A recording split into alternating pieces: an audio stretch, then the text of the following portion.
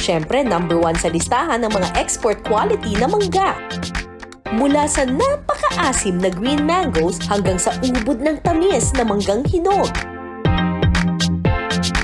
Binisita namin ang isang mango farm dito sa bayan ng San Antonio na abala sa pagha-harvest ng mangga. Season kasi ng mangga mula buwan ng Marso hanggang Mayo. Matatagpuan sa probinsya ng Zambales ang isa sa pinakamatamis na mangga sa buong Pilipinas. Alam nyo ba, dito sa Zambales, noong unang panahon para daw itong forest ng mango trees.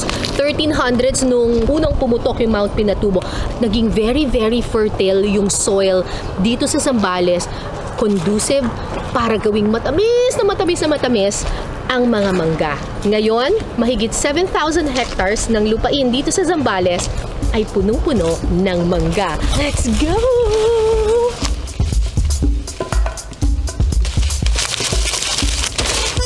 Hi, Ma'am!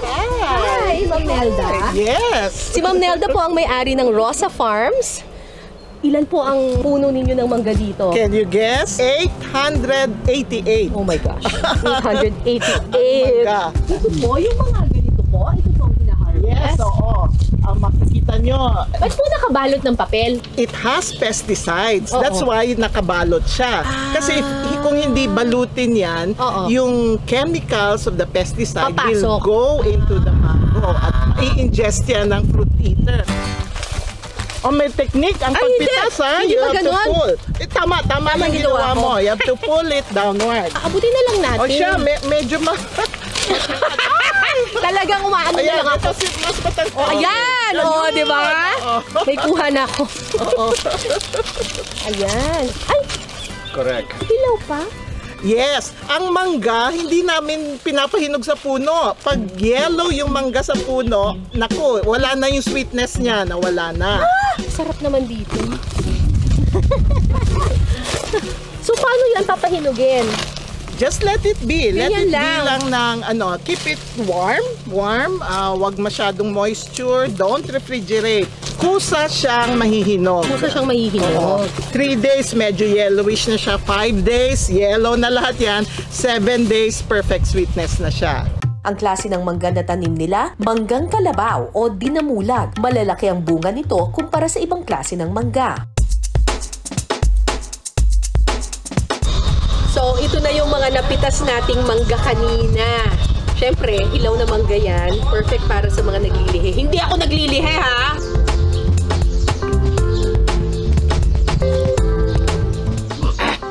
Ang asim! Wow! Super tamis! At syempre, hindi natin palalagpasin ang specialties nila na sinahugan ng mangga. Ngayon lang ako makakatikim ng ganito, ha? Sinigang sa mangga. So, ang pampaasim nila dito ay green mango. Ayan, oh, may green mango pa, oh. Tikman ko muna yung sabaw. Uy! Sarap, ha? Alam mo yung asim niya, medyo may pagka-fruity taste. So, kasing asim din siya ng sampalok, pero medyo may tamis ng kaunti. Parang may fruity flavor. Ito, kakaiba to, ha. Pizza na merong mangga. Parang Hawaiian pizza yung pet. Naghahalo yung alat at saka yung tamis. Mahilig ako sa Hawaiian pizza. Kaya okay sa akin to. Ito na ang banana mango turon. Busog na busog, ha?